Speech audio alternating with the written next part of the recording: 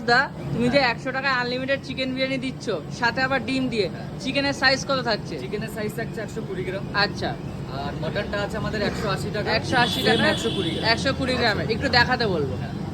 একদম খুলে গেছে কিন্তু। আরে আরে হাউসফুল তো। হ্যাঁ, এই দুপুরেই আমাদের সেকেন্ডারি শেষ হয়ে গেছে। আচ্ছা এখন মোটামুটি 20 থেকে 30 প্লেটের প্রিপারেশনটা চলছে। আচ্ছা আচ্ছা আচ্ছা, এবার একটু চিকেনটা দেখ। এই যাবে আমাদের সব চিকেনের সাইজ। আর লেগ পিস তো ম্যাক্সিমাম লেগ পিস থাকে আমাদের। মানে চেষ্টা করো যতক্ষণ লেগ পিস থাকছে দেওয়ার নাকি?